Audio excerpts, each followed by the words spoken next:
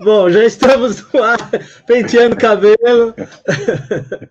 Boa noite a todos e a todas, bem-vindos a mais uma live do Festival de Fotografia de Paranapiacaba.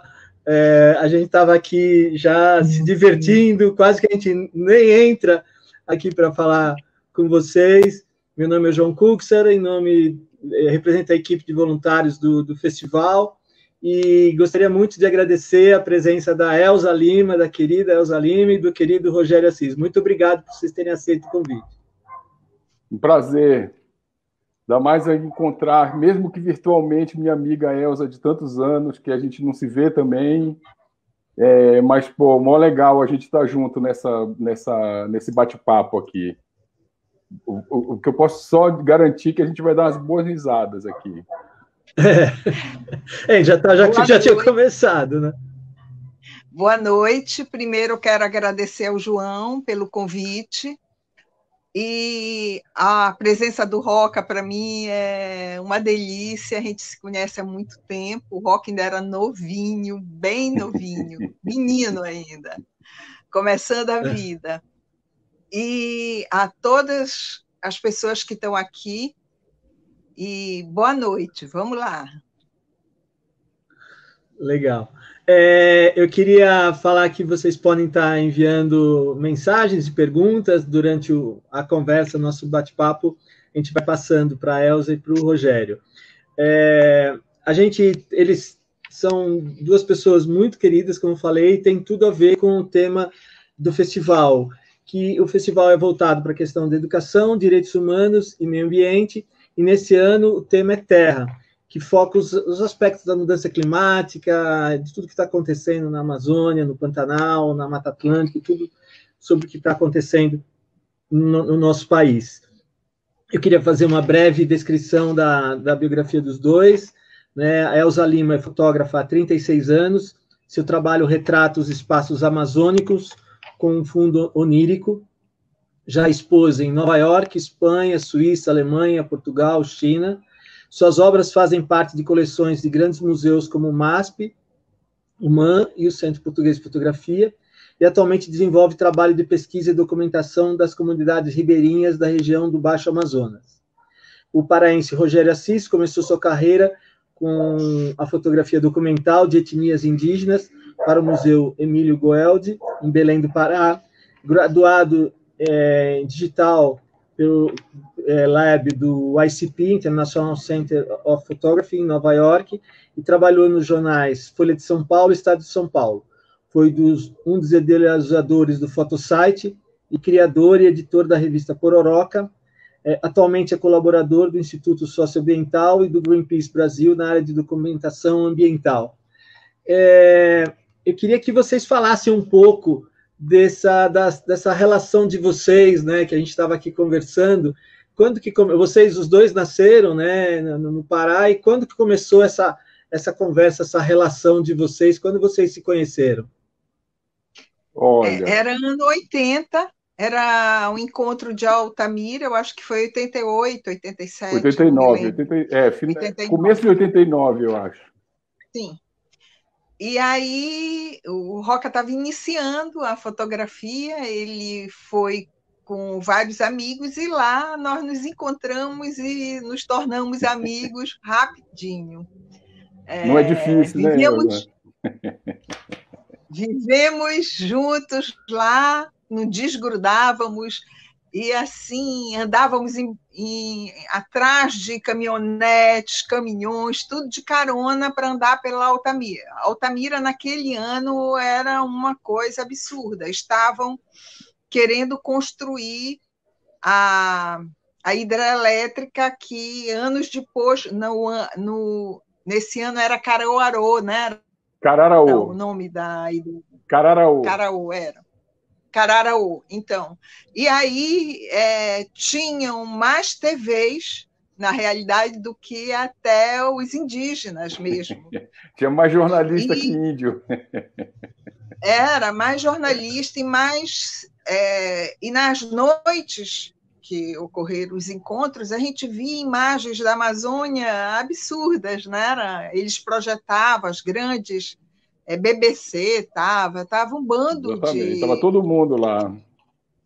Todo mundo. E fora as pessoas, muitos fotógrafos que depois a gente viria a conhecer, Nair, era a Rosa Gauditano, e estava a Lucélia Santos, né? Estava o que é político hoje, Estava o Gabeira, estava o Alfredo Sirquis, falecido há pouco tempo. Estava todo mundo. Estava o Marcelo Rubens Paiva, com quem eu trabalhei lá. Então, a gente criou um grupo e desenvolveu. Foi uma coisa muito interessante, com muitas aventuras mesmo. Eu lembro que naquele ano eles pegaram 2 ônibus com a imprensa. Ia haver uma manifestação contra a hidrelétrica, eles nos colocaram no ônibus dizendo que iriam mostrar o lugar da hidrelétrica. Era para a gente não registrar. Exatamente. E aí eles dizem que perderam o caminho, rodaram com a gente começou a entender. Entendeu? É verdade. Eles erraram o caminho e, no final, nós perdemos a manifestação. Foi muita história e, assim, muita coisa aconteceu ali que depois que já mostrava o caminho que a Amazônia ia seguir, eu acho. Eu acho que foi um encontro bem clareador do que vinha no futuro da Amazônia, né? O descaso das autoridades, as questões que nunca eram conclusivas. Então, eu acho que foi um momento que ficou bastante claro para a gente qual seria o caminho da Amazônia. Ali a gente começou a vislumbrar todos os acontecimentos que viriam depois. Eu lembro dessa viagem, que era o seguinte: eu trabalhava na época numa produtora que tinha em Belém, que era a De Campos Produções, que fazia material para o Museu Geld e para a FUNAI. Eu era o fotógrafo lá, eu fazia a fotografia de making-off do que a produtora fazia. E nessa viagem lá para Altamira, no dia de ir embora, um dos câmeras que ia, eu acho que era o Marcelinho, ele ficou doente. E aí o Zé Luiz, que era o dono da produtora, falou para mim: esquece esse negócio de fotografia que tu vai lá filmar. Não sei se a Elza lembra, ele disse que eu não fotografei lá. Ele falou, eu falei: cara, mas eu não sei filmar. Ele falou: não, sabe sim. Vou te ensinar hoje de manhã, vem para cá, que sei lá, ia voar à tarde, fui para lá de manhã, um cara me ligou uma Betamax na minha mão lá e me ensinou como é que aquele negócio funcionava. Então, eu mais filmei, na verdade, eu só filmei, né? Porque tinha muita coisa para filmar. E isso que a Elza estava contando aqui nos bastidores, a gente se metia em tudo que era lugar, subia em árvore, subia nos caminhões que passavam, pegava carona para todo lado, enfim, era uma loucura, porque tinham 2 locais assim de concentração, né? Onde ficavam as etnias, que era no ginásio, onde eram as discussões, o ginásio de Altamira, onde eram as discussões políticas, etc., os protestos, e era uma fazenda que ficava, sei lá, uma meia da cidade, assim, que era uma fazenda da igreja, se eu não me engano, que é onde os índios ficavam acampados. E era um lugar mais legal para ficar. Ninguém queria ficar dentro do ginásio, aquele calor infernal de Altamira, com aquele monte de gente gritando, protestando e tal. Todo mundo queria ficar na fazenda, que era mais onírico, mais legal. Os índios cozinhando, fazendo pintura, tendo a vida deles lá, um cotidiano novo. As televisões entrevistando os índios. Entrevistando, era uma loucura, cara. Aquilo foi realmente assim, Altamira virou o centro do mundo naquele momento ali. Até o Sting chegou lá. O Sting chegou lá, exatamente. Eu lembro que um amigo nosso, não sei se a Elza vai lembrar disso, no dia que apareceu o Sting com o Raoni, lá nessa fazenda, virou uma muvuca, cara, todo mundo, não, junta. Um amigo nosso, o Delman, que é biólogo não, é engenheiro florestal hoje, trabalha na Delman, eu me Embrapa. lembro. Na época ele não era nada disso, ele só era um maluco que estava viajando ali e querendo ver as coisas junto com a gente, um monte de maluco. Ele subiu numa árvore atrás do Sting, assim, e quebrou um galho, ele quase caiu em cima do Sting e do Raoni.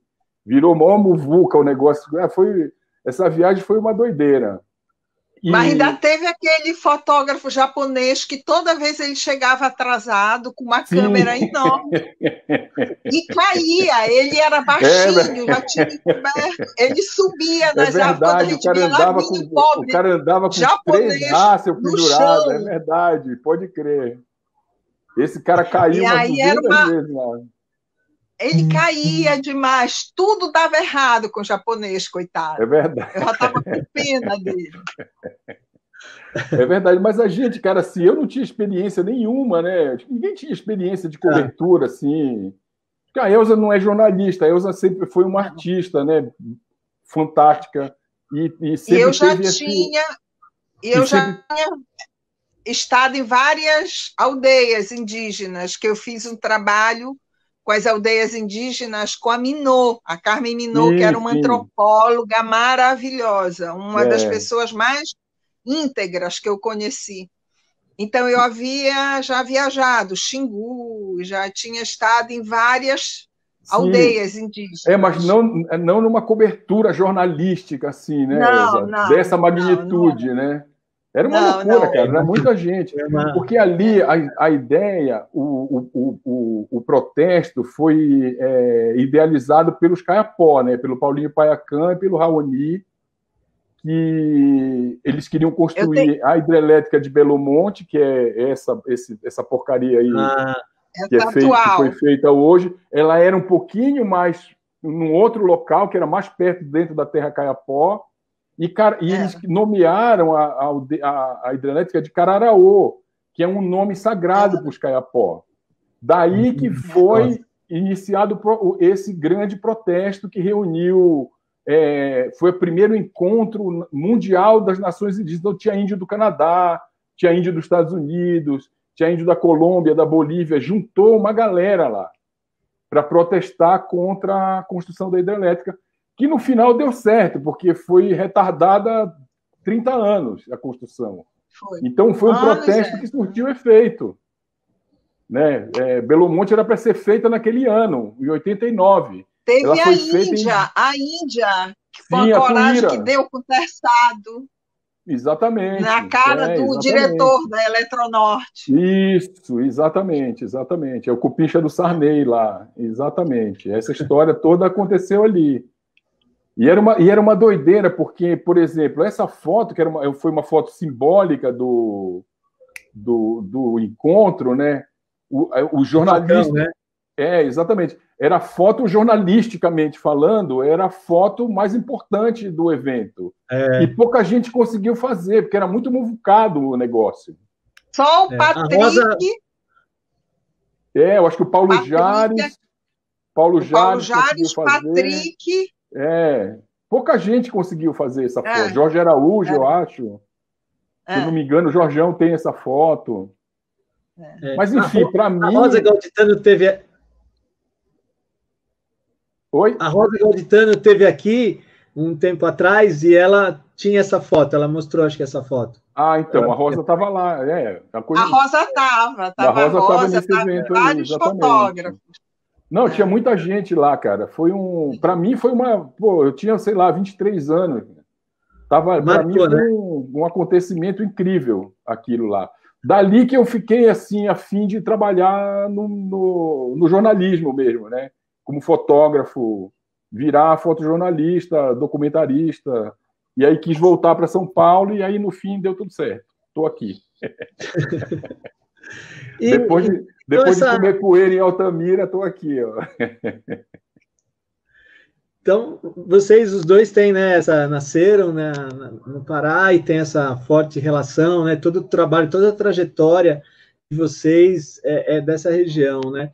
Eu vou fazer uma coisa aqui que eu estava conversando, né, assim, vou fazer pela primeira vez, mas é uma dinâmica que eu faço muito com o projeto com os deficientes visuais, que a gente faz um exercício, né, para os videntes, de fechar um pouco os olhos e imaginar. Então, eu queria que vocês fechassem um pouco os olhos, uns 5, 10 segundos, para imaginar, quando a gente fala Amazônia, que imagem que vocês têm, que imagem que vocês imaginam, e depois vocês contam. Então, vamos lá. Eu aviso quando terminar, eu aviso vocês também. Vamos lá, alguns segundos.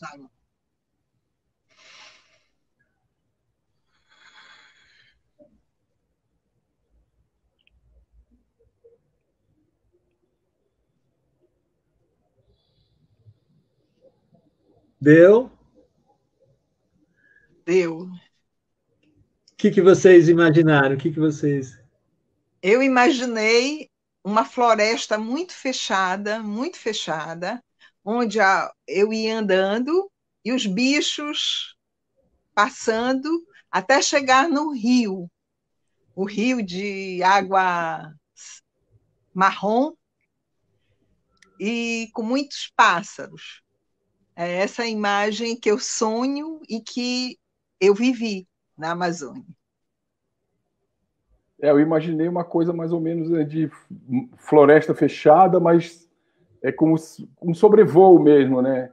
Eu acho que vai ser uma coisa de ver aquele mar verde de cima, que eu acho que só é possível na Amazônia mesmo, quando você está sobrevoando uma área de floresta preservada, você vê aquele verde até o infinito.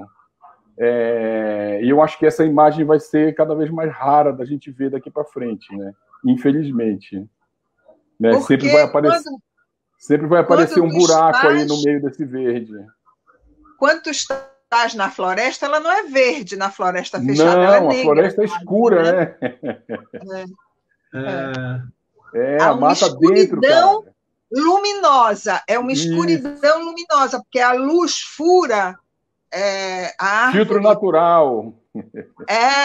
E aí tu vais andando, é aquela coisa fechada, mas o canto reverbera muito os bichos, e não é o verde que tu vês de cima.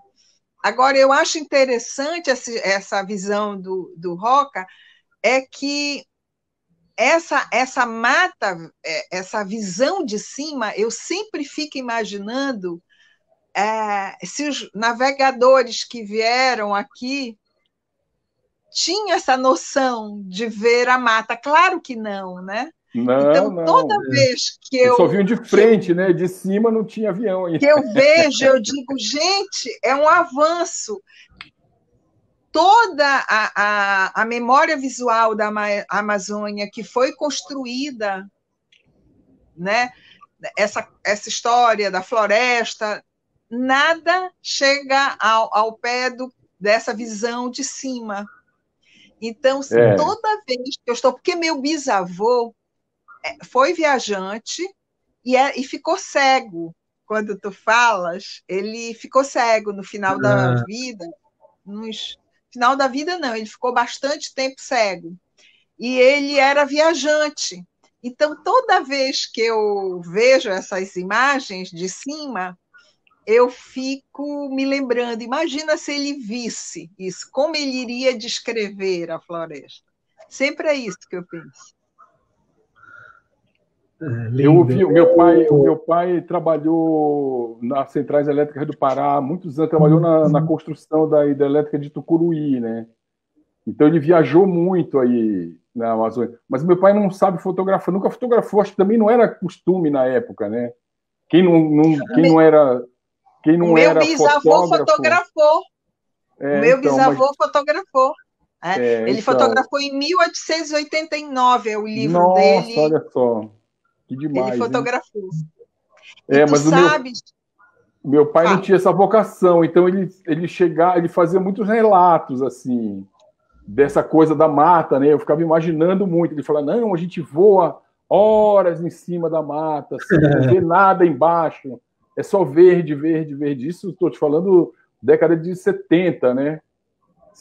Década de 70, que foi o segundo projeto de destruição da Amazônia, o segundo projeto de governo, né? Primeiro começa a 60, né? Nos anos 60. Não, 60, é o mesmo. O primeiro começa na colonização, né? Os portugueses chegaram né? Tá no livro, esse relato está no livro do Márcio de Souza, que eu super recomendo, que é a História da Amazônia. É maravilhoso. O Márcio conhece como ninguém. Conhece pra caramba, que ele fala exatamente disso, que tem 3 períodos em que a destruição da Amazônia, na verdade, ela sempre aconteceu, né? Mas nesses 3 períodos históricos, ela é projeto de governo, o que é diferente dela acontecer e o governo, bem ou mal, combater, que foi feito fora desses períodos históricos. Todos os governos, até do Sarney, Fernando Henrique, do próprio Collor, o governo Collor foi um grande demarcador de terra indígena, por incrível que pareça, né? Os governos do PT, todos esses governos, de alguma maneira, eles combateram a destruição da Amazônia, bem ou mal combateram. Esse atual, ao contrário, tem projeto de destruir. É muito diferente uma coisa da outra. Então, esse projeto de destruição, ele aconteceu no Brasil colônia, na ditadura militar e agora com esse governo neofascista que está aí encontrando... A única coisa que eles encontram na Amazônia é mico-leão dourado, né? Segundo agora o vídeo do ministro, né? Mas, na realidade, não é nem quando os portugueses chegam aqui, é quando eles descobrem o Brasil, porque quando eles descobrem o Brasil, não é intencional, mas eles trazem muita doença. Então, dizimam muitos índios. Tanto que a descoberta do Rio Amazonas, no relato do Carvajal, ele fala de grandes comunidades indígenas pelo Rio Amazônia que achavam que era mentira. E hoje, com uma pesquisa do Eduardo Neves, aqui no estado do Amazonas, ele descobre que existiram e que eram imensas. Grandes civilizações mesmo. Pela doença que eles deixaram, que eles trouxeram, dizimaram muitos os indígenas. Então, quer dizer, antes de chegar de Portugal, Dom antes do Brasil, antes de se estabelecer a colônia aqui. Não, a colônia já havia tido uma grande defasagem. Sim. O que eu digo na colônia, a colônia tinha um projeto de ocupação da Amazônia, né? Sim. Então, esse é um projeto de ocupação através da dominação, né? Dos termínios dos povos originários. Eu não diria nem da Amazônia, né? Eu diria do Brasil inteiro. Eles queriam criar... Não era específica da Amazônia, que naquela época eu acho que eles nem conheciam direito. Tem um projeto para a Amazônia. Acho que nem chamava Amazônia na época, né? Nem era entendido como tal. Mas existia um projeto de ocupação mesmo do norte do país. Tá no livro lá do Márcio. Sim, do norte, sim. Do norte, sim. Belém aqui era muito ligada a Portugal, tanto que ela não aceita logo a independência, nem ela era muito ligada, ela era mais ligada em Portugal do que com o próprio Brasil. É verdade. Esse livro, eu também outro dia estava ouvindo uma apresentação e falaram muito desse livro do Márcio. A Gabriela pergunta qual o nome do livro. Eu estou até com ele aqui, ó. A gente colocou aqui na linha aqui das respostas, a gente colocou o nome do livro. Como é que é? Mostra aí, por favor. A capa, Amazônia. Uma história da Amazônia. Márcio de Souza, editora Valera. Que editora fala sobre Record. esse momento. Editora Record. He visto aqui, parece. A Marilene fala que esse livro é excelente, Marilene Ribeiro. Quando vocês estavam falando, vocês tinham fechado os olhos e vocês abriram e contaram, eu também me emocionei, porque eu fui uma vez para Manaus e 3 vezes para Belém do Pará, né? E a sensação, eu fechei meus olhos também, e eu tive a mesma sensação de quando eu estava aí perto dos rios, que é uma falta de ar. Para mim, faltava o ar de tão exuberante, de tão grande, de tão a natureza tão bela, me faltava o ar, eu não tenho falta de ar, não tem essa questão do ar, mas é a sensação que me lembrou desse quando eu também fechei os olhos. A gente fica pequeno, né? Pequeno, pequenino, aquilo é tão suntuoso, assim, é tão grande. Eu acho que assim, a gente, né, quando a gente está na Amazônia, seja num rio, seja no meio do mato, a gente dá, para quem não é idiota, tem pleno discernimento do quanto a gente é insignificante mesmo, né? Do nosso tamanho. Do nosso tamanho em relação ao poder da natureza, cara. Né? Da nossa insignificância como ser humano, né?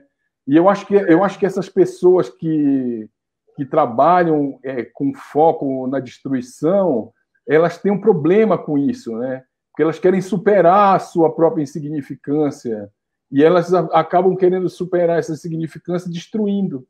Eu acho que é isso. O cara não se conforma, né, da sua própria insignificância, então ele quer destruir o que ele tem como referência de ser maior do que ele. Eu acho que é um pouco isso. Eu entrevistei um destruidor de mata em Santarém, ele bem velhinho. E ele me contou que ele derrubou árvores enormes. Mas quando foi um dia, ele parou. Quando ele olhou para trás, que ele viu aquele vazio, ele caiu no choro, ele começou a chorar. Ele teve a sensação de que ele estava acabando uma coisa, ele tinha filho já, e a partir desse dia ele mudou de lado. Pois é. Ele começou a preservar. Então, ele estava muito doente quando eu entrevistei, e ele me contou tudo isso. E nesse momento, ele falando do momento que ele olha e vê aquela terra toda devastada, ele começou a chorar, um velhinho já. E aí eu imaginei, será? Tem um pedaço de um conto do Plínio Marcos, que é o palhaço. Então ele fala nesse conto que feliz das pessoas que toquem na ínfima sensibilidade do outro e consiga fazer ele mudar, né? E quando eu escuto esse velhinho já falando de tudo, eu fiquei comovida, realmente. Isso deveria acontecer com todos, porque eu não acredito que uma pessoa que derrube uma árvore enorme de séculos vai e durma em paz, né? Dependendo da quantidade de Rivotril que ela tome, ela dorme tranquilamente.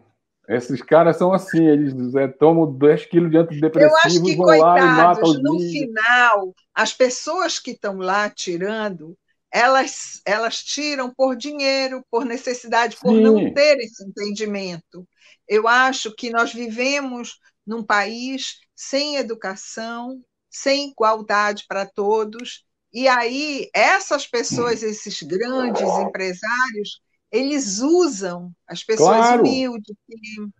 Então, ao mesmo tempo que eu acho um horror, eu tenho muita pena desse direito dos seres humanos que são tirados. Eu acho que na época que a gente está vivendo, eu acho que eu tenho pensado muito nisso, nessa disparidade, né, das pessoas. Eu acho que a gente tem de tomar uma atitude. Eu acho que se houve um pensamento durante todo esse tempo, eu acho que a gente tem de pensar a igualdade, tem de pensar o respeito aos indígenas e aos negros, que são também formadores do nossa Amazônia, né? Então, exatamente. eu acho que tem de se pensar nisso.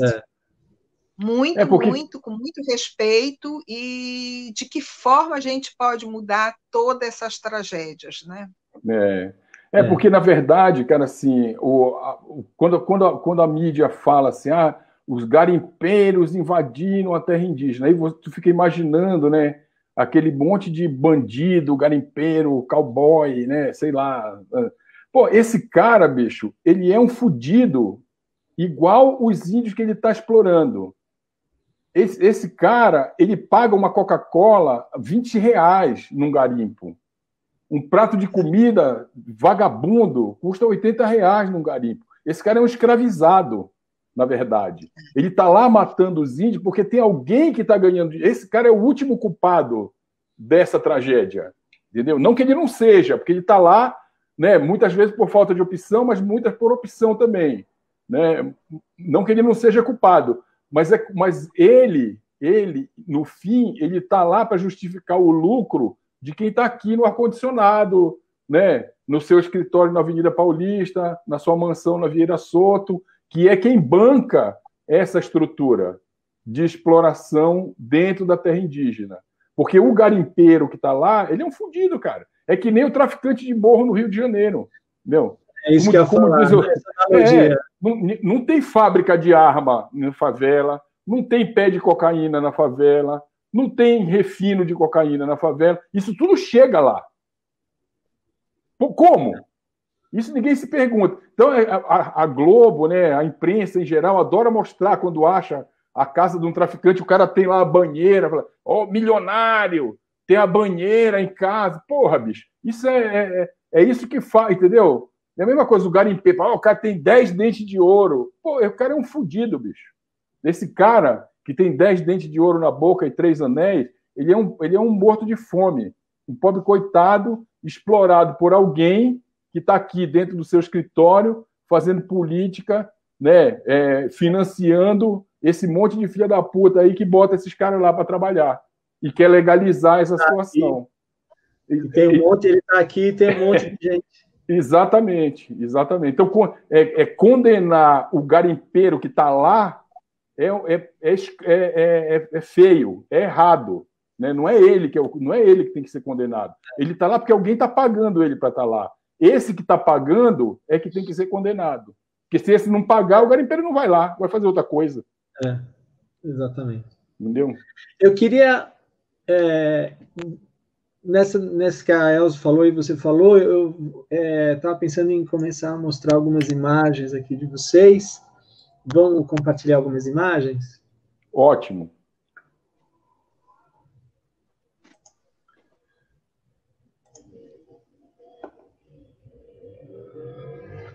Elza, você pode começar? Esse trabalho é sobre o livro da Ipsis. Ele está contido no livro da Ipsis, e são os 20 primeiros anos do meu trabalho na Amazônia. Eu percorri vários rios da Amazônia, o Cuminá, o Trombetas, o Rio Amazonas, o Mapuera, o Nhamundá. Isso é Círio de Vigia, que eu tive uma casa em Vigia, a família tem uma casa até hoje, então a gente passava muitas férias em Vigia, e eu gosto muito de voltar lá e fotografar o Círio. Esse é o Caraparu, é um círio que acontece no Rio, é muito bonito, e essa é uma capelinha lá no final onde a santa fica. Isso daqui é a única imagem que eu escolhi para falar do Nordeste, que é um lugar que eu gosto muito também, eu tenho muitos amigos. Eu acho que o Norte e o Nordeste são muito parecidos. Um falta água, tem as suas chagas, outro tem água demais, mas tem os seus calos. Então, eu acho que a gente tem de andar muito juntos. Eu coloquei para homenagear o Nordeste, essa foto. É Juazeiro do Norte, é a procissão. E é um belo beijo. Eu ofereço para a Naí. Eu estive esse dia, a Naí é outra mulher fabulosa. Eu estive assistindo a Nair, uma live da Naí, e a Naí mostra um beijo que ela fotografa, que ela fotografou, e essa foto eu fiz em homenagem a ela. Isso daqui é Parisol. é Monte Alegre, e é um lugar que teve muita influência francesa. O nome do lugar, na realidade, era Paris-Solé, que é Sol de Paris, e acaboclou-se para Paris-Sol. É uma foto que eu gosto muito, porque é uma imagem que hoje tu já não encontra, né? Essa paz, essa coisa, esse mundo quase que parando, né? As pessoas cuidando do peixe, e o cachorrinho lá em harmonia com o pato. Então, são cenas que nunca mais eu vi. Essa foto eu gosto muito. Muitas histórias aí, né? Sim, sim. Esse trabalho da Elza tem uma coisa onírica da Amazônia, realmente, que a gente não encontra em outro trabalho. Eu sei lá, eu acho que a Elza é tipo um Manuel de Barros da Amazônia, assim, da fotografia. É muito cabidal para mim, o Manuel de Barros. Eu sou muito apaixonada por ele. Esse é Rio Trombetas, eu acho. É o Rio Trombetas. Eu circulei muito no Rio Trombetas. Eu quando viajo à Amazônia, eu trago muito na memória minha vivência com meu avô. Eu tive uma vivência muito forte com meu avô, onde ele me mostrava o mundo de uma maneira muito inventiva. Eu acho que isso formou o meu olhar também. E agora mesmo, o Rogério falando do pai dele e falando das imagens que o pai dele contava para ele, falava, eu vejo que a influência da imagem vem daí, né? Eu digo que a primeira escola da fotografia é o livro, né? Porque o livro, tu lendo, tu cria os personagens. E essas histórias, tanto do pai do Rogério quanto do meu avô, de uma tia minha também, que era muito querida, que a gente conversava muito, que é a tia Maria, começaram a formar esse olhar, né? Essa coisa de buscar esses momentos alegres, felizes, que eu acho que a Amazônia contém muito isso. Então, esse início na Amazônia, para mim, foi uma descoberta muito intensa, muito formadora também do meu olhar. Mas eu acho que tem uma coisa também no trabalho da Elza, que assim, a Elza, ela não é uma espectadora, né? Ela é uma participante, ela tá dentro, ela tá ajudando esse cara a carregar esse pato. Ela não está registrando isso, ela está ali no rio tomando banho com as crianças, tá? Entendeu? Ela tá sempre presente. O olhar dela ela não é uma espectadora daquela cena. Ela é uma participante. Eu vejo assim, ela está sempre junto do que ela está fotografando. Ela está dentro da cena. Ela interage com as pessoas. Por isso que ela consegue essa coisa tão íntima e tão bonita e tão onírica que é refletido nesse povo da Amazônia aí. É demais isso, cara. Mas tem uma coisa na Amazônia, que é interessante, Rogério. Eu acho que conforme o tempo que tu andes na Amazônia, te dá esses encontros, porque a Amazônia é recheada disso. Tu vais ver uma árvore, ver um bicho, ver uma criança, ver um homem. Então, eu acho que esse tempo, isso é para o final, isso era para encerrar. Isso é um contraponto do que eu mostrei. Isso é o buraco que foi criado pelo garimpo, e as crianças, que é cheio de mercúrio, isso anos depois, eles tomam banho aí. Eu, na época do garimpo, mulher não podia entrar, né? Eu fiz o trabalho nesse garimpo já depois de muito tempo. E eu ficava assim horrorizada, falando para eles que eles não deviam mergulhar nessa água, mas que nada, eles estavam lá mergulhando. Isso é um contraponto, era para o final essa imagem. Encerrava. Agora, É que é impressionante como algumas dessas eu não conhecia, mas é impressionante que todas têm a sua assinatura. A gente reconhece, né, a sua estética, a sua delicadeza, né? Agora a gente vai entrar no Iaci, o Aruás Amazonas do Rio Mar. Foi um prêmio Marc Ferrez, e essa exposição ela começa no Equador. Eu fui com a Ângela fazer uma palestra no Equador, falando sobre os fotógrafos paraenses, e lá eles me levaram no lugar onde foi construído o barco da descoberta do Rio Amazonas, que é 1542 que aconteceu. E eu saí de lá já embutida nessa exposição, querendo saber como é que se comportava essa lenda, se ela ainda existia nessa época.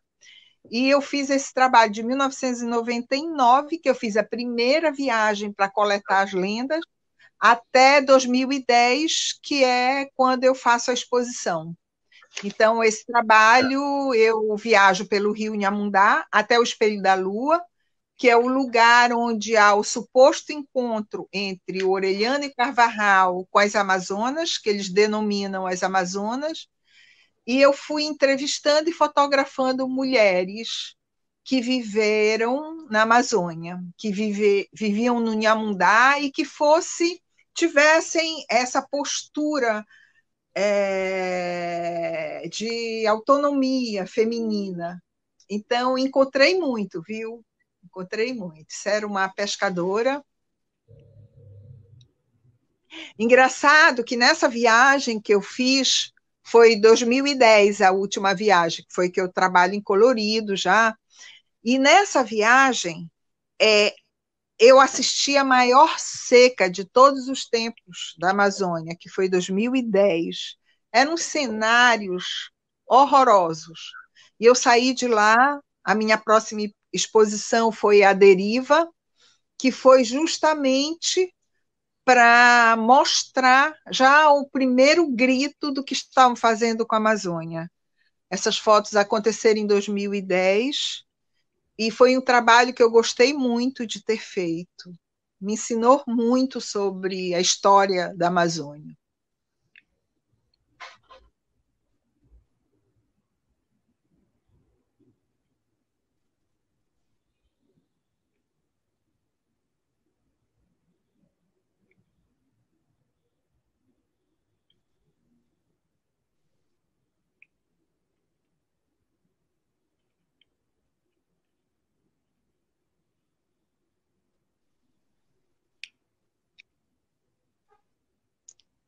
Aí encerra, a exposição aconteceu aqui em Belém, no CCBio, era uma exposição que tinha vídeo, que tinha a fala do Marto Maués relatando, descrevendo, lendo a carta do Carvajal, da descoberta do Rio Amazonas. Eu trouxe um pouco de terra, mandei um artista plástico de Faro pintar o final da carta do Orellana, que é muito bonita, que ele diz que esse encontro com as Amazonas, elas eram muito alvas e tinham cabelo muito grande e lutavam igual 10 homens.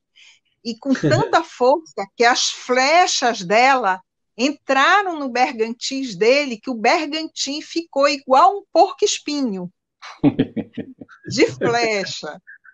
Eu achei engraçado que o porco-espinho é característico da Amazônia, quer dizer, eles já estavam, já conheciam a fauna, a flora, eles já conheciam bem.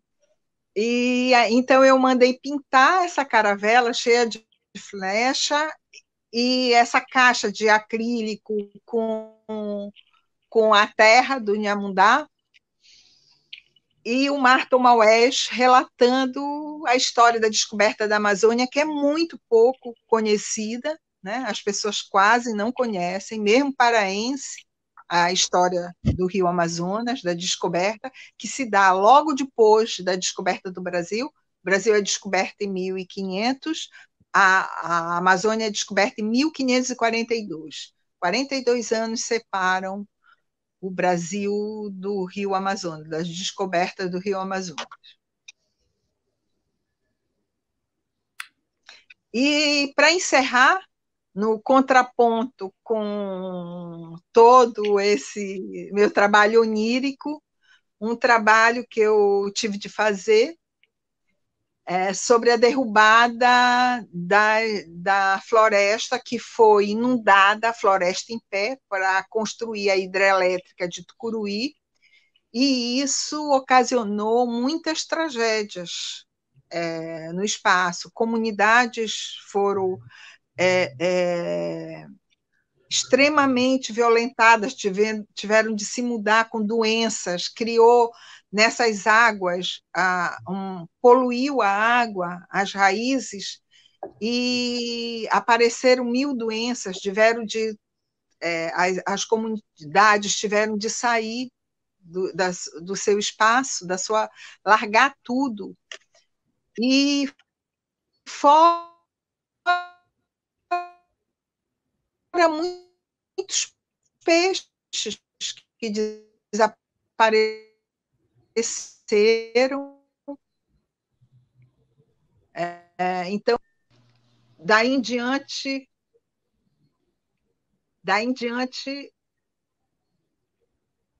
estão me escutando? Eu estou. Falhou um pouco, mas agora falhou um pouquinho, mas agora voltou. Voltou, porque ligaram para o meu telefone. Então, e aí esse trabalho eu fiz em Tucuruí, e foi um trabalho que, pela primeira vez, eu fui com o Raimundão, que era o irmão do Lúcio Flávio, ele já faleceu, e foi a primeira vez que eu fui ameaçada de morte por telefone, por causa desse trabalho. Então, eu nunca tinha vivido, foi a primeira e única vez que eu vivi uma situação dessa, e que vi uma tragédia desse porte. E apodrecia, né, a raiz, né, Na realidade, desde 84, quando eu começo a viajar para a Amazônia, eu já via o desmatamento para boi, já existia. Mas essa tragédia toda, ela vem a galope a tempo, e agora é uma overdose, né? Desde o ano passado eu não retornei à Amazônia, mas eu vim acompanhando um desmatamento numa praia em Santarém, que é um absurdo. Eles criaram um shopping, eles desmataram, deixaram 2 metros da Mata Virgem de um grande rio. E depois de tudo desmatado, quando estavam asfaltando, pararam a obra. Daí, assim, eles recorrem e voltam. Então, eu acompanhei todo esse processo. É assim, de uma tragédia, o tamanho da derrubada de árvore na floresta e o descaso com aquilo, com o acontecimento, como a cidade, com seu cimento, com o seu consumismo, ele vai... Eu, quando fiz esse trabalho da deriva, eu tinha uma praia em Santarém que era ponta de pedra, só ia pelo rio, abriram uma estrada. Eu quero que você veja, em meses, desmataram tudo para criar barracas de venda. Começou a vida mundana de comércio, é uma coisa, é uma tragédia, viu? É uma tragédia. É uma tragédia. Eu acho que a gente tem de pensar muito, repensar muito esse consumismo, essa forma como a gente está tratando o mundo. Então é isso. Muito obrigado. Vamos muito ver obrigado, o Rogério agora. Vamos escutar e ver o trabalho do Rogério.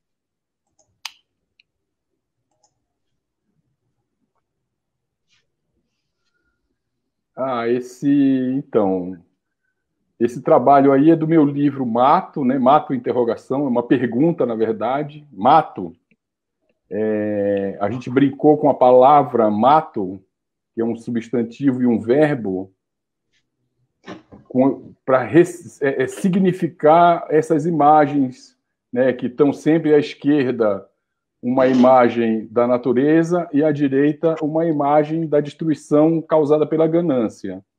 Então, o mato, como substantivo, a gente vê se isso aqui da direita é mato ou é garimpo, e o da esquerda ainda é mato, até quando vai ser mato? E como verbo, é uma pergunta, né? Estou matando o mato, eu mato o mato, enfim. Essa foi a ideia que deu norte à criação desse livro, que foi feito em parceria com o designer amigo querido Ciro Girard, e que a gente resolveu usar todas essas metáforas aí que estão envolvidas nas imagens, né? Sempre do lado esquerdo, uma imagem da natureza no seu estado bruto, e da direita, a natureza ofendida pela ganância. Aquela imagem inicial na esquerda é uma várzea, né? Essa aqui é uma várzea que parece o mapa do Brasil, né? Esse lago formado por essa várzea. É perto do Amapá, isso aí. E do lado direito é um garimpo em terra indígena Yanomami, em terra indígena Munduruku, que também tem um formato que lembra um pouco da América do Sul aí. Aí, exatamente, uma mata, né? Uma mata bem comum, assim, isso daí é na região do Araguaia, e uma queimada, né? Pós-queimada. Não é uma queimada mesmo, não é uma queimada de roça, que tem essa diferença entre queimada de roça e queimada de destruição, né? Isso não é uma queimada de roça, é uma queimada mesmo. E a ideia desse livro é essa de fazer uma provocação mesmo, né? Com as pessoas. É muito interessante, tem muito a ver com hoje. De criar, né? Essa conscientização, né? Aqui, à direita, você vê... Isso aqui é o Parque Nacional do Cabo Orange, o da esquerda, né? Onde tem uma entrada de rio aí, do rio Oiapoque. Não é o rio Oiapoque, né? Isso é uma entrada que vai para dentro do Parque Nacional. E aqui à direita uma BR qualquer dessas abertas aí na Amazônia e largada. Eu nem sei exatamente onde que é isso aí. Não tive essa preocupação, na verdade, quando eu fiz o livro. A ideia era mais de traçar um paralelo plástico, né, entre as imagens. Né? Você vê aqui, por exemplo, à esquerda é um mangue natural, também no Parque Nacional do Cabo Orange, e aqui à direita uma plantação de eucalipto, que é o famoso deserto verde, que muitas empresas que atuam na Amazônia usam o eucalipto como pseudo-reflorestamento. Na verdade, o cara planta isso aí para cortar daqui a pouco.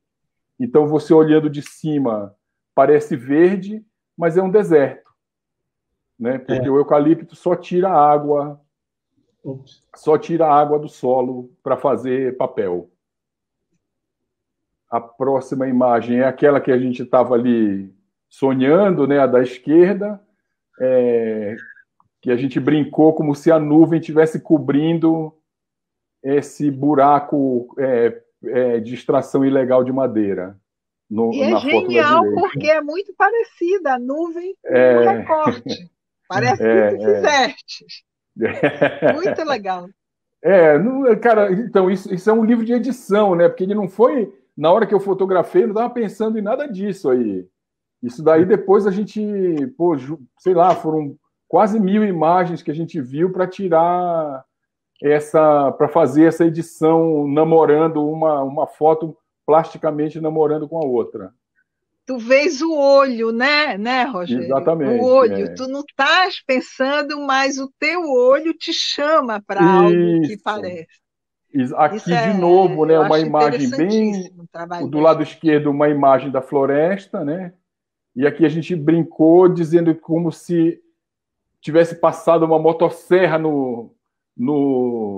na copa das árvores e sobrado só os troncos, né? Os troncos.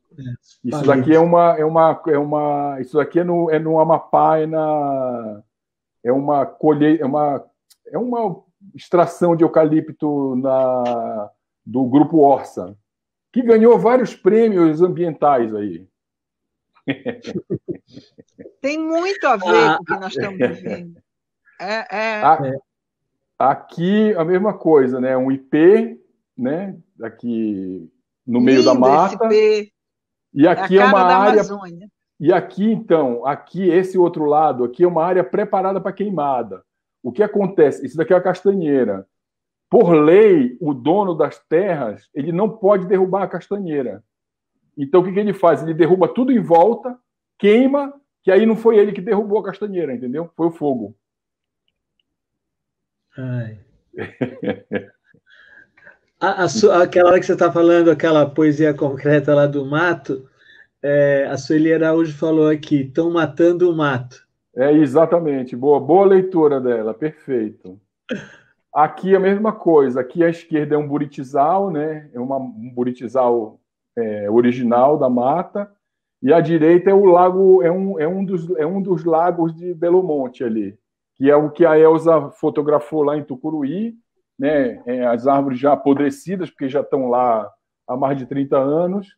Aqui, por exemplo, no lago de Belo Monte, elas têm, sei lá, afogadas aí há 10 anos, 5 anos, sei lá quanto tempo. Mas é o que? Essas árvores são mortas por afogamento. Aqui é legal, isso daqui eu gosto muito dessa dupla. À esquerda é o Rio Negro, né, recebendo o impacto do vento que formou essas linhas, que casam com as linhas de um deserto de soja no Mato Grosso. Nossa. Aqui a mesma coisa, do lado esquerdo uma várzea no Amapá. Lindo isso. E do lado direito um curral seco, né, do boi acabando com a Amazônia. Pode pular para frente. Aqui todo mundo pergunta se é a foto antes e depois, né? Mas não é, nem o lugar é o mesmo, na verdade. Mas aqui é um pedaço de um outro buritizal lá no Chavante, e aqui à direita já é uma queimada em terra indígena, Munduruku também. Já isso é uma queimada de garimpeiro, isso aí. Aqui uma samaúma, né, essa árvore grande do lado esquerdo, no rio Tapajós, e à direita uma plantação de soja com a castanheirinha lá sobrando, que também não pode ser jogada no chão. Mas vai morrer de qualquer jeito, né? Aqui mais uma mata em outro local da Amazônia, e à direita o Lago de Balbina, também esse paliteiro aí, que é uma outra hidrelétrica que também alagou, né, matou milhares de espécimes aí. Essa imagem eu gosto muito. Isso daqui é um logging, né? É um transporte de madeira ilegal, numa estrada ilegal, perto de Lábrea, no Mato Grosso. E à direita é uma árvore que o ribeirinho... isso aqui é lá no riozinho do Anfrísio, numa comunidade ribeirinha. E o que os caras fazem? Como chove muito na Amazônia, isso daqui é uma roça. O cara derruba uma árvore para fazer uma ponte, para quando tiver uma chuva, ele conseguir andar no meio da roça nessa ponte. Então, é a diferença entre você fazer o uso de uma árvore e do uso que é feito de uma árvore, né? Essa daqui é um uso comunitário para alimentação, e a outra é simplesmente exportação de madeira ilegal. Para o lucro. Aqui uma revoada de guará, né, no verde, que o guará também, pássaro só prolifera onde tem verde, né? E à direita uma terra seca e também para pasto. Isso daqui é a corredeira do rio Jamanchim. E isso daqui do lado direito é uma nascente do Xingu seca, por causa da soja. Não. Essa eu gosto muito dessa imagem aí. À esquerda é o rio Jamanchim também. e à direita é uma estrada aberta e legal para logging de madeira. Essa também eu gosto muito. Tem uma pessoa uma vez fez uma leitura dessa imagem, que eu considero isso daqui é uma imagem só, né? É um díptico, né? E um amigo fez uma leitura que eu não tinha feito, na verdade. Isso daqui eu só fiz, é um igarapé no meio do mato, né? Da mata conservada, e o outro lado é um bebedouro de boi, né? Já de uma área desmatada para pasto, que acaba secando, e os caras criam esse bebedouro de boi para o boi não morrer de sede. Mas o cara olhando o díptico, ele falou assim, pô, isso parece um olhar de alguém, né? Metade... É verdade. Parecem dois olhos, né? Eu sinceramente não tinha feito essa leitura, não. Mas eu gostei dela. Né? Dois olhos, cada um enxergando uma coisa. Aquela pessoa que tem, às vezes, o olho de uma cor ou de outra. Isso, exatamente. A Marilene Ribeiro, ela pergunta, essas fotos foram produzidas por drone ou sobrevoo? Não, não tem drone aí. Aí não chega drone. Não, é tudo sobrevoo, de vários trabalhos diferentes aí. Tem trabalho para o Greenpeace, tem trabalho para o Instituto Socioambiental, trabalho para jornal. São várias oportunidades de sobrevoo que eu fiz na Amazônia. Volta aí a imagem passada, por favor. Desculpa. Aqui, mais uma imagem. Gosto muito de quando a gente está sobrevoando. Essa cena ela é bastante corriqueira, né? Quando tem muita nuvem, né? O sol está para trás, as nuvens estão baixas, o sol ele acaba penetrando entre as nuvens e projetando umas luzes na floresta, assim, que eu acho muito interessante. Mas também só dá para fazer em mata fechada. E à direita é uma queimada. Não. E no final é isso aí. Isso aqui é a mata lá nos Munduruku também, na Sauré-Maiban. E à esquerda é uma queimada lá no Zuaurá, lá no Xingu. Um incêndio que a gente viu lá. Nessa imagem dessa, acho que aí acaba aí. Essa imagem da direita, na verdade, ela foi feita, dessa queimada aí, ela foi feita, eu estava fazendo um trabalho para o Instituto Socioambiental sobre o treinamento de uma brigada de combate a incêndio indígena, lá no Xingu, com o Zuaurá. E aí, um dia, a gente saiu para dar uma volta, e aí, pum, apareceu essa queimada. Porque, cara, o que acontece em terra indígena, às vezes, assim, o fogo, ele vem por baixo, porque os caras tocam fogo fora da terra indígena, né, para fazer soja, para plantação, milho, soja, para grão em geral, e o solo esquenta tanto que o fogo vem por baixo da terra e acaba entrando numa mata e pegando o fogo de baixo para cima. Então, às vezes, o cara, assim, eles usam muito isso, assim, não, eu estou tocando fogo na minha terra, não estou tocando fogo na terra do índio, só que a terra dele está fazendo limite com a terra indígena. O que acontece nessas áreas de demarcação é que não tem uma área de respiro, entendeu? O que deveria acontecer. Acaba a terra indígena, isso no Xingu é clássico, né? Você vê de cima. Acaba a terra indígena, começa a soja. É tipo limite. Não tem um respiro que deveria ter, né? Assim, ó, aqui acabou a terra indígena. Aqui tem uma área de preservação e lá começa a soja. Era assim que deveria ser feito, né? Mas isso não acontece, nunca. Cada vez pior, né? Uma transição, né? Uma transição entre dois países, né? Exatamente, exatamente. Então é um limite muito radical, assim. Acaba a terra e começa a plantação de soja muito no limite ali. Eu lembro numa outra viagem que eu fiz lá para o Esquicede com um amigo meu que é um grande documentarista, chama Fábio Nascimento.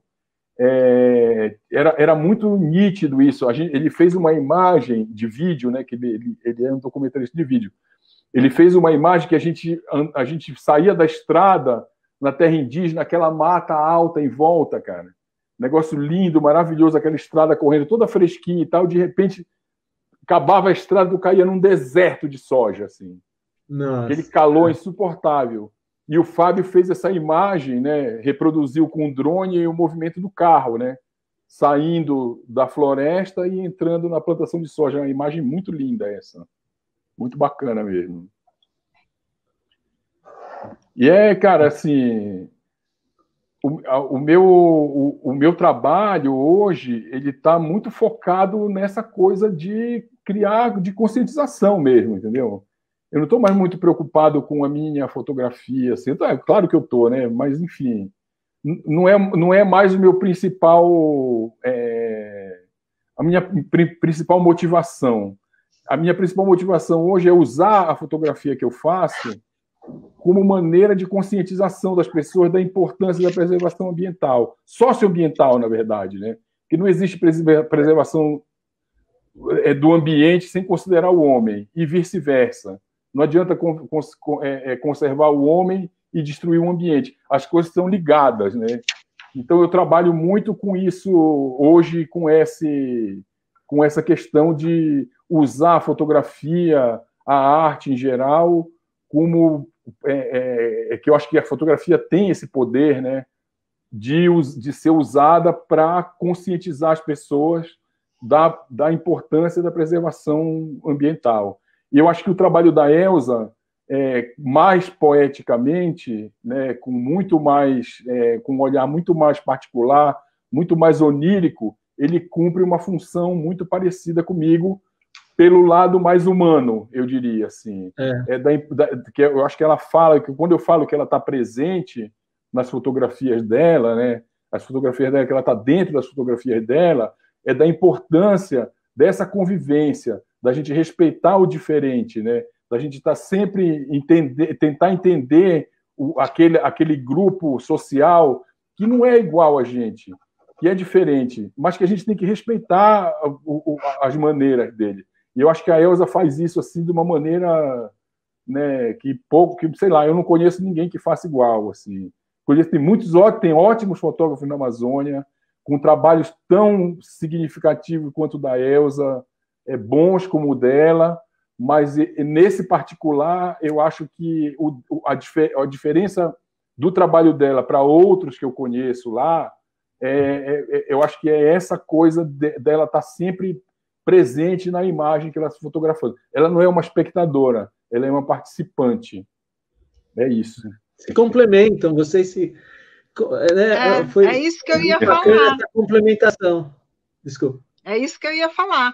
Eu acho que eu vou mais para o humanismo e ele muito mais do que é mais importante hoje, né? Porque o humanismo só vai continuar acontecendo se a mata for preservada. Então, a importância do trabalho do Rogério é imensa e, além de tudo, é poética também.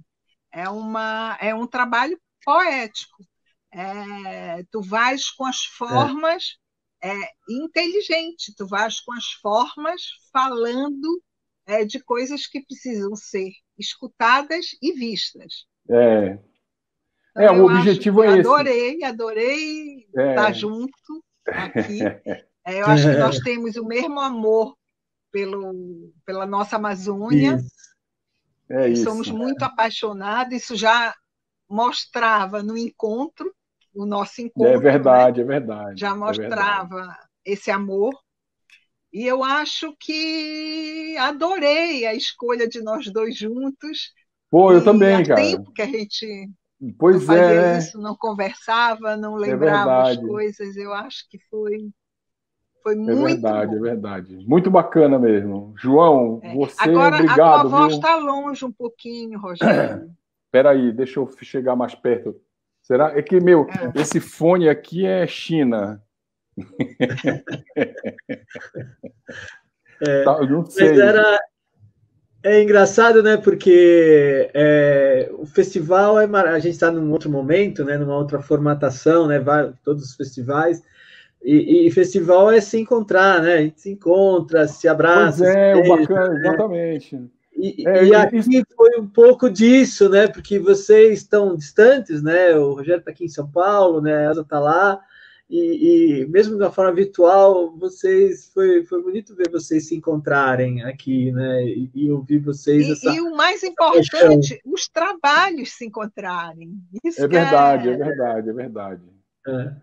Mas eu só queria fazer uma menção aqui rapidamente a um amigo comum, querido, meu, da Elza, e seu provavelmente também, que eu acho que sem ele, acho que a fotografia do Pará, acho que ela nem existiria, que é o Miguel Shikaoka. Sim, sim. Né? O Miguel é o cara, assim, obviamente, sabe, tem o Luiz Braga, que é um fotógrafo fantástico do Pará, que tem um trabalho, né? Eu acho que o Luiz foi um maravilhoso do Pará. Sim, o Luiz sim. foi quem desbravou mas, a imagem assim, aqui, que projetou para fora. E o Miguel, eu acho que teve uma de juntar. O Miguel é o formador, isso, né? O Miguel é um formador, é um educador, exatamente. Todos, é verdade. Sim. Fora isso, o trabalho do Miguel é muito bom. É maravilhoso. E ele deixa meio à parte para o ensino, isso, né? Exatamente. Mas o trabalho dele é maravilhoso também, é muito bom. E eu acho que, assim, sem o Miguel, acho que toda a Elza passou. Tu passou pelo Fotoativa também, né? Passei. Claro, né? Eu acho que o único fotógrafo paraense que não passou pelo Fotoativa foi o Luiz Braga, que já era fotógrafo. Os outros todos passaram. O Luiz, a gente puxou influenciando, o Luiz, né? O Luiz participou de alguns eventos. Sim. Não, estou falando, não passou como formação, né? Não, o Luiz foi bem anterior. Bem anterior, quando exatamente. Quando o Miguel chega aqui, o Luiz já era fotógrafo. O juiz já era fotógrafo, exatamente. É isso que eu estou falando. Mas, assim... eles continuam ainda sendo essa referência, né, os dois. Impressionante. Sim. Naquela época, né, de muitos anos, e continuam em atuação, e continuam... Continua os dois. O Luiz fotografa. Não acho que não há um dia que o Luiz não fotografa. Exatamente. O Luiz tem uma produção inacreditável, né, cara? E o Miguel também. O Miguel tem de estar lecionando, tem de estar aprontando. Mas eu acho que assim, os dois... o Luiz educa através do próprio trabalho, né? Assim, ele tem o trabalho dele é educativo também, mas é o trabalho dele, a fotografia dele. O Miguel não é só através da fotografia, né? O Miguel ele tem essa coisa de unir as pessoas, dessa gentileza dele. É um educador. Exatamente, de ligar e de ele é realmente um ponto transformador na fotografia. Sem o Miguel, sinceramente, eu acho que eu não seria fotógrafo. Eu acho que a grande maioria dos fotógrafos paraenses não seriam fotógrafos também se não tivessem passado pela mão dele. E eu acho que o interessante é que cada fotógrafo tem o seu espaço, a sua forma de trabalhar. Exatamente. Nenhum é parecido, eu acho interessantíssimo isso. Exatamente. Tem a Valda, tem a Paula na Transamazônica. A Paula, tem o Otávio. Tem um trabalho belíssimo. Tem essa a Valda, juventude nova aí. Conheci uma menina outro dia incrível, tem Nayara. Flávia Mutran, que hoje está no Flavinha. Rio Grande do Sul. A Cláudia, a professora Cláudia Leão. Tem muita gente nova, a Luciana Magno, e cada um tem o seu espaço e a sua forma. É verdade. Tem um menino tem o Otávio Cardoso. O Otávio é maravilhoso. Fotógrafo também. São muitos amigos. Tem um jovem paraense aí que cobre polícia. Não sei se ele está no jornal, eu não conheço ele pessoalmente. Tu te lembra, Rogério, que na semana dizia que a gente andava em bando? Nas semanas de fotografia. Lá vem um bando de Belém. Lá vem um bando, é verdade. Era bem isso mesmo. O bando, né? O bando. A gente já está terminando, eu queria perguntar para vocês qual é o sonho, né? Foi muito inspirador, mas queria perguntar para vocês qual é o sonho de vocês para essa Amazônia, né? E vocês fecharam os olhos, vocês pensaram numa imagem, e agora qual seria pensar para o futuro? Qual seria esse sonho? Cara, o meu sonho é só que o Bolsonaro vá embora. Ele e esse Salles aí. Isso aí já seria uma vitória, né? Esses caras deviam morrer, sinceramente. Esses caras não fazem a menor falta para a humanidade. O meu único sonho atual é esse. É ver o fim desse fascismo que está destruindo a Amazônia. É só. Para mim estava suficiente. Eu acho que o meu sonho é acordar e, pelo menos, encontrar a Amazônia como eu iniciei. Pelo menos, que eu te digo que já não é o ideal, né? Porque quando eu comecei nos anos 80, a Amazônia já estava caminhando para o que está hoje. Agora, realmente, o descaso do presidente quanto à Amazônia, aos indígenas, a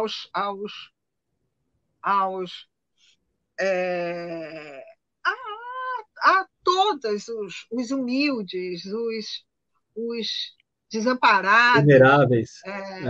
É uma coisa que nunca foi vista, né?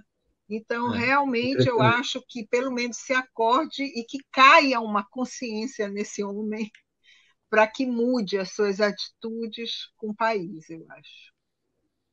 E que o mundo também melhore, né? Porque nós estamos passando por uma catástrofe mundial tem muita gente que tem profunda, a mesma. Então, eu acho que a gente reza também para que isso passe, para que volte, pelo menos, e que nós voltemos mais humanos, repartindo mais e olhando para o outro com mais entendimento. É isso aí. Pô, eu maravilha. Queria falar assim, falar que vocês, assim, a gente recebe muitos jovens aqui, né? A gente teve a Nayara, a gente teve daí da região a Priscila Tapajoara, né? E a gente percebe que são jovens que inspiram, né, a gente, né, dão essa esperança, né, da luta continuar, mas vocês, né, já são um legado importante, vocês são, né, o passado, o presente e o futuro, porque vocês continuam ativos, continuam produzindo trabalhos maravilhosos, né, que inspiram, né, de humanista, e consegue ampliar esse trabalho, essa visão crítica, né, da importância para o mundo, né, que é a Amazônia, né? Então, eu queria muito agradecer a presença de vocês. Nós temos aqui no Pará a Berna Reale, que é uma pessoa que está batendo forte nessas questões e de uma forma muito contundente. Eu acho que ela está sendo projetada para o mundo inteiro e é uma voz muito ativa na Amazônia. Bem lembrado.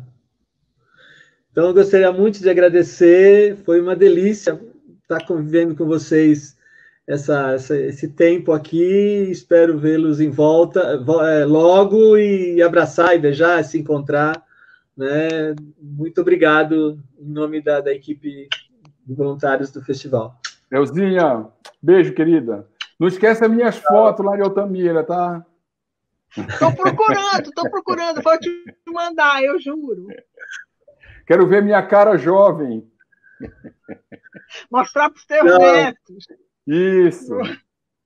Valeu, João. Até a Obrigado. Próxima. Valeu. Agora a gente tem o culto. Boa noite a todos. Obrigada pela audiência. Valeu.